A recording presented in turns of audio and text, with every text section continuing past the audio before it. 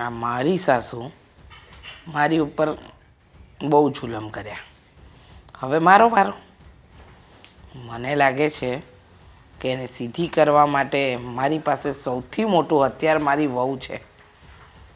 આજે મારે એને શિખામણ આપવી જ પડશે. એની સાથે વાત. મમ્મી, બધા કામ થઈ ગયા છે. હવે ખાલી મારે છે ને કરિયાણું લેવા જવાનું છે, તો હું જાઉં? ના ના, કરિયાણું લેવાનું છે ને પછી રાખજો. પહેલાં છે ને હું જે કહું ને એ સાંભળો. પણ મમ્મી, પછી ભૂલાઈ જશે. આ કેટલા દિવસથી આજકાલ કરીને છે ને ટાઈમ જ નથી રહેતો જવાનો. એકદમ સાચું કહ્યું. આજકાલમાં ટાઈમ તો નથી રહેતો, પણ તમારે છે ને મારી વાતને બરાબર કાને ધરવી પડશે. હું જે કહું છું ને એ તમારે કરવાનું છે. એટલે પહેલાં છે ને કાન ખોલીને સાંભળો કે હું શું કહેવા માંગુ છું. મમ્મી, એવી તો શું વાત છે કે તમે આવી રીતના વાત કરો છો? જો, વાત એવી છે ને કે તારા માટે પણ ફાયદાકારક છે. મારા માટે ફાયદાકારક? હા. એટલે? હું જેમ કહું એમ કરતી જઈશ તો તું લાભમાં રહીશ. તો કરું જ છું ને. આ બધા જ કામ તમે કહો એમ જ કરું છું. તમને પૂછ્યા સિવાય આ ઘરમાં કાંઈ કામ થાય છે? તો પછી આવું શું કરવાનું કહો છો? કામની વાત નથી. તો વાત જરા અલગ છે આ વખતે. આ તમારા ઘરડા સાસુ અને મારા સાસુ, એમને તમારે હેરાન કરવાના છે. મમ્મી, આ શું બોલો છો તમે? કઈ ખબર છે કે નહીં? ખબર છે. સભાન અવસ્થામાં બોલી રહી છું. હું જે કંઈ પણ કહી રહી છું ને એ દરેક વસ્તુ પાછળ કંઈક મર્મ છે. પણ કોઈ દિવસ નહીં ને આવા શબ્દો શું કરવાને બોલો છો? હું કહું એટલું કરો ને. તમારે મારી સાસુને હેરાન કરવાની છે. પણ આ તો ખોટી વાત છે ને મમ્મી. ખોટું સાચું એ મારે જોવાનું, તમારે ક્યાં જોવાની જરૂર છે? બાની ઉંમર તો જુઓ. ઉંમર જોવા રહીશું ને તો પછી મારે જે વસ્તુ કરવાની છે ને એ રહી જશે. એટલે એ બધી વાત તો તમે જવા જ દો. તમને કહું ને એટલું કરો. મારી સાસુને હેરાન કરવાનું ચાલુ કરો. સોરી, આ વસ્તુ નહીં થાય અને હું નહીં કરું. તમે મને કંઈ કારણ આપો તો ખબર પડે ને કે તમે શું કરવાને આવું કહો છો. અરે એ નથી સમજાતું કે આટલા વર્ષમાં કોઈ દિવસ નહીં ને તમે આવું બોલો છો બા પ્રત્યે. બાએ એવું તો શું કર્યું છે? એ તમારે જોવાની જરૂર નથી ને બાએ શું કર્યું ને શું નહીં. તમને કહ્યું એટલું કરવાનું, અને કારણ આપવું હશે જે સમય આપવા જેવું લાગશે તો હું આપીશ. કાલ સવારે તમારી સાથે જવું થશે તો શું કરશો તમે? મારી વાત જવા દો ને. અને આ વાત માત્ર કહી નથી રહી, તમારે કરવું પડશે. અને જો નહીં કરો ને તો મારી પાસે પણ એનો ઈલાજ છે. ઈલાજ? મમ્મી, તમે છે ને આ જલેબીના ઘૂસડાની જેમ ગોળ ગોળ શું વાતો ફેરવો છો? સીધી રીતે વાત કરો ને કે તમે શું કહેવા માંગો છો? હું એમ કહેવા માંગુ છું કે બાને તમે હેરાન નહીં કરો તો આ સાસુ તમારી તમને હેરાન કરશે. અને એવી રીતે હેરાન કરશે ને કે તમે કોઈ બાજુના નહીં રહો. બોલો શું કરવું છે? હા તો તમારી ખોટી દાદાગીરી કહેવાય.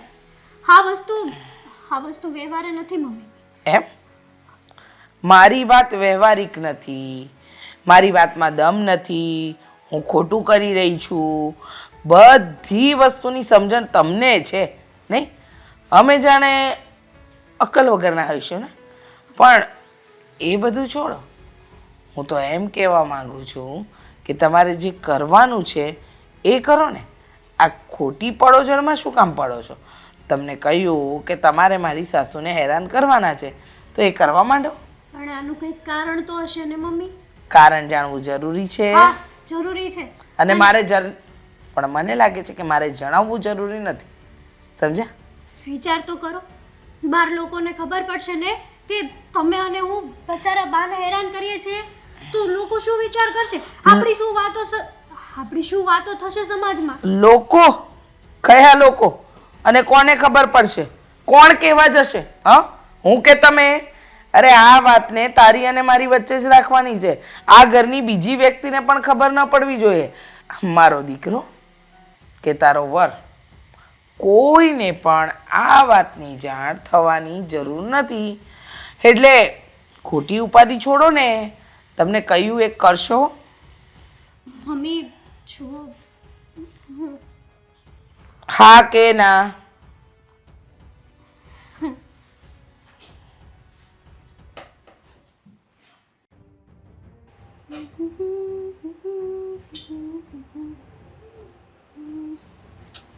હેતલ, એલી તું અહીં છે? બોલો ને. ક્યારનું તને કીધું કે મને સા કરી દે. હજી કા સા નથી દીધી મને? ચા નથી મળવાની, તમારે જે કામ હોય ને એ બોલો. એલી રોજ સવારે મારે સા પીવાની હોય અને તું એમ કહેશ કે સા નહીં મળે? નહીં મળે ચા. આ તમને છે ને હવે એક જ વાર ચા દેવામાં આવશે, એ પણ સવારે. જેટલી પીવી હોય ને એટલી પી લેવાની હો. આખા દિવસમાં ચા કે નાસ્તો તમને નહીં મળે હવે. એલી એ હેતલ, આ મારો દીકરો કમાય છે, પૈસા ઈ લાવે છે, તું મારા ઘરમાં આવી છે, હું તાર ઘર નથી આવી કે તું મને એમ કે સા નહીં મળે? હું કેમ ન મળે? હા, તમારો દીકરો કમાય છે ને તો એમાં કઈ નવાઈ વાત નથી. આખા ગામના દીકરા કમાતા જ હોય છે. અને રહી વાત આ હું તમારા ઘરમાં આવી છું ને, એ બધી તમારી જૂના જમાનાની વાતો હતી.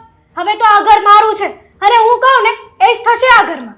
એલી તું કેટલું બોલસ મારી સામે, તને જરાય લાજ શરમ નથી આવતી? તમને લાજ શરમ નથી આવતી? આ ઘરમાં પડ્યા છો તો જાઓ ને. આ ભગવાનનું નામ લેવાય. આ છે ને છોકરાની વહુ આરે માથાકૂટ કરવા ન જવાય. એ તારી ભાભીઓ તારા મા બાપને એમ કહે ને ત્યારે તને ખબર પડશે કે આ ઘરમાંથી તમે જાઓ. તમારે છે ને મારા મા બાપ સુધી પહોંચવાની કઈ જરૂર નથી. તમે કોણ છો મને કહેવા વાળા? આજ સુધી ક્યારે મારા બાપે મને નથી કીધું આવું. હું મારા દીકરાની માં છું અને તું પારકા ઘરની છે. તું આટલું બોલી તો મારે બોલવું પડે હા ને. તો પણ હવે તમારો દીકરો મારો છે, તમારો નહીં. એટલે તારો થયો ને એ પેલા મારો દીકરો છે. પહેલા ને, હવે નહીં ને. હતો એ મળતા સુધી ઈ મારો દીકરો રહે અને ઈ હું જો તે નથી કરી દીધી ને તો મારા દીકરાને કહી દઈશ. જાઓ, જે કહેવું એ કહી દો, જાઓ. હું કોઈનાથી નથી ડરતી. અને આમ પણ હવે જે હું કહું છું ને એ તમારો દીકરો કરે છે. મારા આંગળીના ઈશારે ચાલે છે. હેતલ, તને જરાય લાજ શરમ નથી? તારા મા બાપના જરાય સંસ્કાર નથી તારામાં? હું અહીંયા પૈણીને આવીને મારી હાવું મારા પર કેટલું જુલમ કરતી તોય કોઈ દી હરફ બરાબર મેં ઉસાયરો નથી એની સામે. અને તું આજકાલની આવેલી તું મને આટલું બધું ધમકાવસ? હા, ધમકાવીશ. આજે તો ચા નહીં મળે પણ કાલથી તો તમારું જમવાનું પણ એક ટાઈમ થઈ જશે. જેટલું ગળસું હોય ને એટલું ગળસી લેજો. કા તું સવારે સારે ખાય, બપોરે ખાય, પાછી સાંજે બજાર જાય ત્યારે કાંઈક ખાઈને આવે, રાતે ખાય. એટલે તમને લોકોને સાર વાર ખાવા જોઈ અને તું મને એમ કહેશ કે એક જ વાર મળશે? તમારે ક્યાં જવું છે આ ઉંમરે 4 વાર ખાઈને? ઘરના એક હળીના બે કટકા તો કરવા નથી, કામકાજ તો કઈ કરવું નથી, બસ આખો દી માથે બેસીને ચાક ચાક ચાક ચાક, બીજી કોઈ વાત નહીં. પણ હેતલ, આખી જિંદગી મેં ઢરડા કર્યા છે. તો હવે ઘરમાં વહુ આવે તો મારે થોડોક પોરોય ન ખાવો? હા, એટલે અમે તમારી નોકરાણી નહીં. નોકરાણી ક્યાં આવ્યું બટા? હા, તમારા છે ને આ પાપડે કુંવર રહેવા દેજો. ખબર જ છે મને કે આ નાટક કરો છો બધા તમે. નાટક હું નથી કરતી. આ આજકાલની આવેલી તમે લોકો નાટક કરો છો. બાકી વહુ છે ને ઘરમાં બોલે નહીં, હાઉનો પગ ધોઈને પૂછે. રહેવા દો, રહેવા દો. આ હું ઓળખું છું. આ તમારી જેવી ડોશીઓ છે ને આવી રીતના રોઈ રોઈને ઘરના બધે વહુને ખોટી પાડે. પણ એ છે ને એ બીજી વહુ હશે જે તમારી જેવા નાટકમાં આવી જાય. હું નહીં આવું. બટા, એક વાતનો જવાબ દે. આજે હું ઘરડી છું, કાલ તારી માય ઘરડી થશે ને તુંય ઘરડી થાશ તો તારા છોકરાઓ તારી હારે આવું કરશે, તને ગમશે? એ અમારો પ્રશ્ન છે ને. અમારે જે કરવું હોય અમે કરીશું. તમે તમારું વિચારો ને. શરમ થવી જોઈએ. કોક આટલું સંભળાવતું હોય, બોલતું હોય છતાંય ભૂતની જેમ સામે ઊભા છો. બટા ધીરે બોલ ને. અહીંયા ઘરમાં તો બધું હું સાંભળી લઈશ.